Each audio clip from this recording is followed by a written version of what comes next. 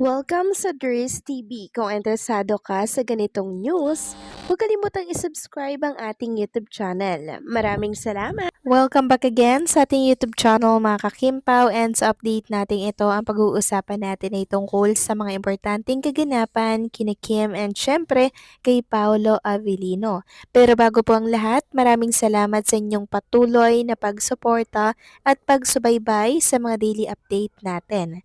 Kaya naman bilang pasasalamat, narito po ang ilang napili kong komento patungkol ito sa naging previous update. Unang komento mula po ito kay Ginang Marites Arellano. Sabi niya natural lang naman na magkaroon sila ng individual project, artista sila at trabaho nila yan. Diyan sila kumikita pero hindi naman ibig sabihin nun na paghihiwalay na sila at ang importante, Kim Pao is real.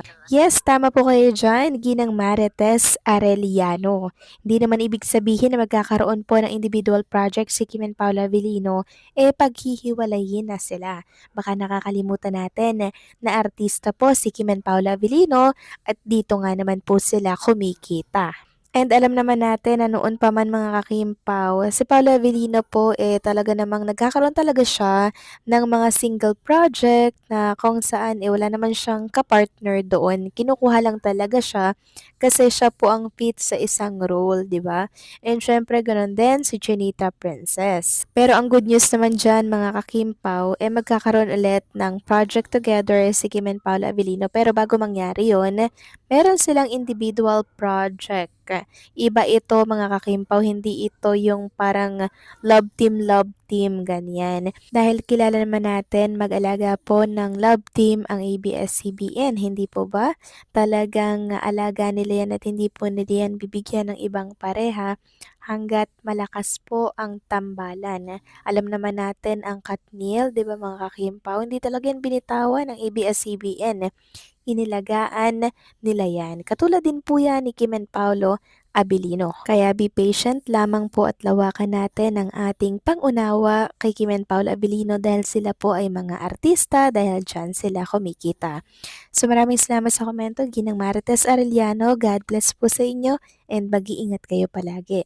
At ang next comment naman mula po kay Ginang Norma Dayag, sabi niya, no, hindi kami naniniwala sa balita na paghihiwalayan sila kasi used na kami at di kami magbabago sa inyong dalawa. Kaya Kim Pao, as you, gawin nyo na ang gusto nyo dyan kasi walang nakikialam sa inyo dyan.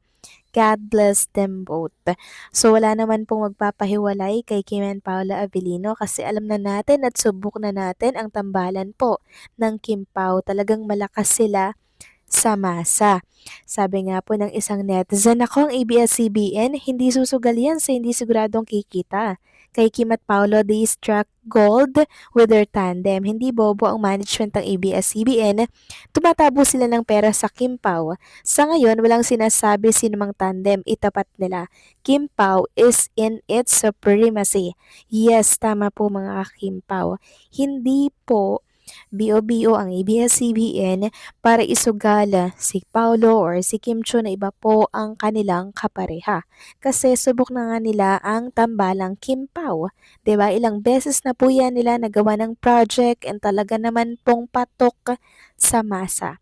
Hindi lang sa husay nilang umarte, kundi sa karisma nila. 'Di ba? Sa masa, isa rin po kasi yan sa importante mga kakimpaw sa bawat project na ino-offer nila kay Kim and Paolo Abilino. Kaya panatag lang tayo mga kakimpaw at huwag tayong pa-stress sa mga balitang lumalabas ngayon sa mundo ng social media.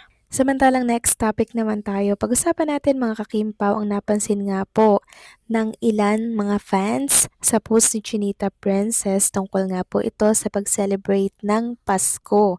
Sabi po dito ni Johnny, uy, yung photo nila na itapat or tinapat kung saan pag nag-heart ang followers is matatapat sa kanilang dalawa, which means is love.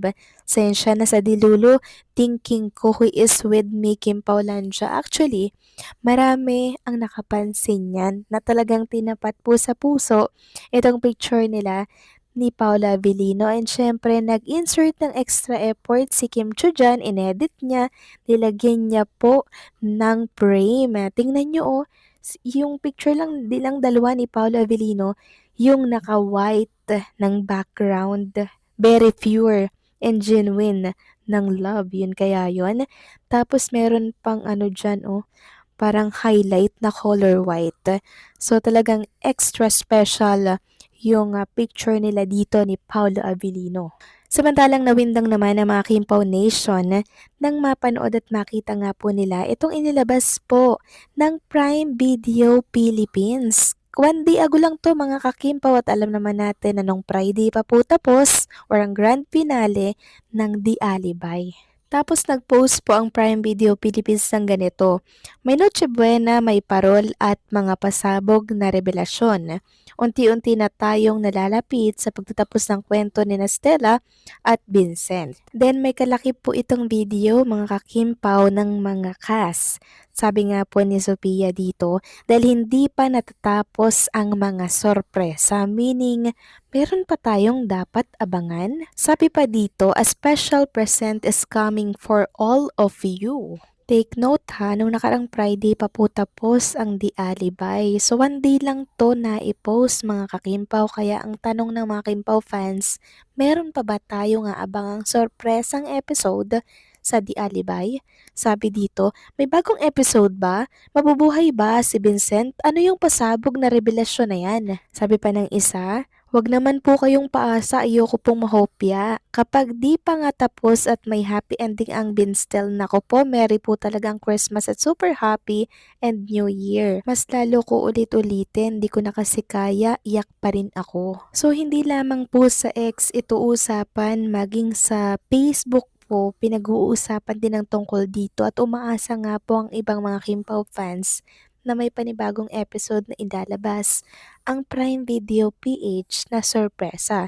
Sabi nila baka daw ilabas po yung shoot sa Canada na kung saan hindi po naisama doon sa grand finale. Ang dami pong hindi naisama kaya hinahanap ito ng ibang mga Kimpaw fans. And kung pagbabasehan nga po natin yung caption ng inilabas na Prime Video Philippines tapos yung mga sinasabi doon ng mga cast, parang may something silang ilalabas na ikakatuwa po ng lahat. Ano nga kaya yon mga kakimpaw, no?